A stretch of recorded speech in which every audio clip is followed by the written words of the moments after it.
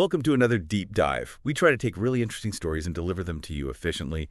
And I think today we've got a really good one, a story that really kind of hits all the marks. It's got intelligence and these kind of unexpected heroes and this really huge global impact. So we're going to dive into the world of African giant pouched rats. Okay. They detect landmines. Wow. Yeah. And there's this incredible rat named Ronin. Ronin, yeah. And he's just broken a world record. for detecting landmines. Exactly. Yeah. So first, for those listening who might not be fully up to speed, can you kind of lay out just how bad the landmine situation is in places like Cambodia? Yeah. You have to think about it. These countries like Cambodia have been through decades of conflict. Decades, yeah. And the number of unexploded munitions left behind is just, it's almost impossible to really grasp. We're talking millions, like 4 to 6 million of these things just buried there, waiting. And these aren't like duds, you know? These are live explosives that can go off at any moment. So every day that they're there, it's a threat to people's lives. So, what's the actual human cost of all this? So since 1979, we're talking about 20,000 fatality. Oh, my goodness. And that's just the people who have died. Thousands more have been injured. So it's a huge problem. So that really sets the stage for why this work with these HeroRATs. HeroRATs. Yeah, that's what they're called, these African giant pouched rats that are trained to sniff out these landmines. That's where they really come into play, right? Right. So can you tell us a little bit about the organization behind all this? Yeah, it's this Belgian nonprofit called APOPO. Okay. And that stands for Anti-Personnel Landmines Detection Product Development. That catchy. Yeah, I know, right? So 1997, a guy named Bart Weechens started it. Okay. And they train these rats to do some really amazing things. Not only can they find landmines, Right. but they can also detect tuberculosis. Tuberculosis. That's amazing. Oh, no. And so APOPO, they partner with Sokoine University of Agriculture in Tanzania. Okay. And that's where these rats are actually born and raised specifically for this kind of work. It's pretty impressive. So all these rats, like this Ronin, they're all coming from Tanzania? Yeah, pretty much. And it's not like a new thing either. Yeah. APOPO has been doing this for over 25 years. 45. Yeah, over 25. And get this, they've cleared over 169,000 explosives globally. Wow. Over 52,000 of those were just in Cambodia. It's incredible. That's thousands of lives potentially saved. Exactly. So let's talk about Ronin. He's been working in Preah Vihear province in Cambodia since August 2021. Yeah. He's found 109 landmines. 109. Yeah, plus 15 other unexploded things. Wow. Yeah, I know. That beats the old record, which was held by Magawa, another HeroRAT. Another HeroRAT. He found 71 landmines and 38 other UXOs. So Ronin is like the top rat now. He is.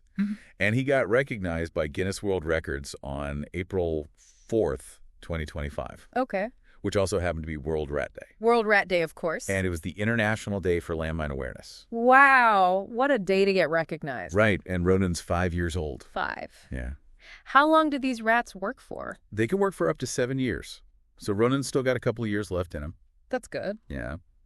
Now, I'm curious, how do you even begin to train a rat to find landmines? It's pretty amazing, actually. When they're born at the university in Tanzania, they start pretty early. And it's all based on positive reinforcement. So, treats and stuff. Exactly. It's called clicker training.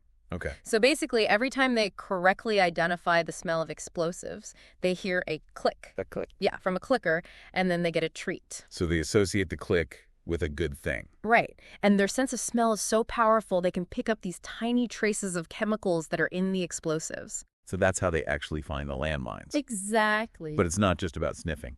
No, they have to be really systematic about it. They're trained to search in these grid patterns, kind of like mowing a lawn. So they cover every inch of the ground. Wow. So they're like tiny little demining machines. Pretty much.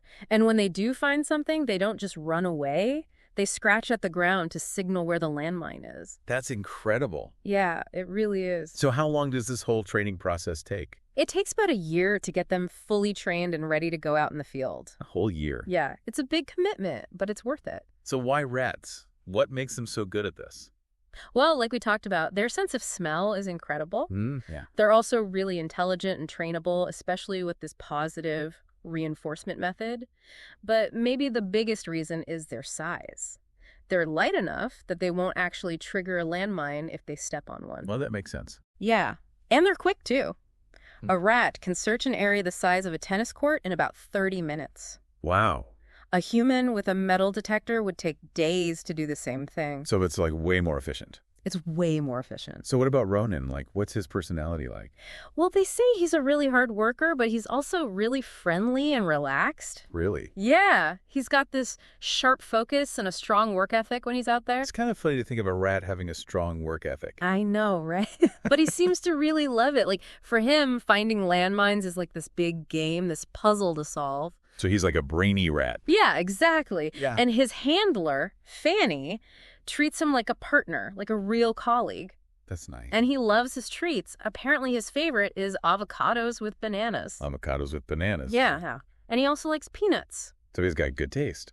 He does. Yeah. So obviously this is a bigger issue than just Ronin in Cambodia. Oh, yeah, definitely. This is a global problem. We're talking about over 110 million landmines buried in 60 countries. It's crazy. Yeah.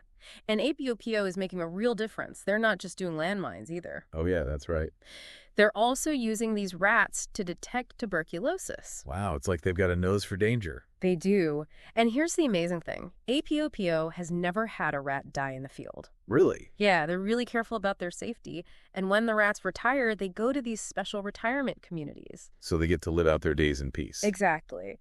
The CEO of APOPO, Christine Cox, she's pretty optimistic. She thinks that with enough support, we could actually clear all the remaining minefields in our lifetime. That would be incredible. It would be. So back to Cambodia. It sounds like they're still dealing with a lot, even with all the progress that's been made. Yeah, unfortunately. Remember, we're talking about 4 to 6 million unexploded munitions still buried there. And it's not just the past we're dealing with. They're still finding new minefields all the time. It just shows you how important this work is. It does. Ronin's record, it's not just a number. It represents real lives saved. Absolutely. And it really shows you what's possible when you think outside the box. It's a testament to innovation and the power of positive reinforcement training. So I got to ask, if we can train rats to do this, what other problems could we solve using animals? That's a great question. I mean, the animal kingdom is full of incredible abilities. Yeah, and maybe we're just scratching the surface. Maybe we are. Ronin's story is a perfect example of that. Absolutely. Well, that's about all the time we have for today's deep dive, but it really leaves you thinking, doesn't it? Thanks for listening, and we'll see you next time. See you then. Bye. Bye.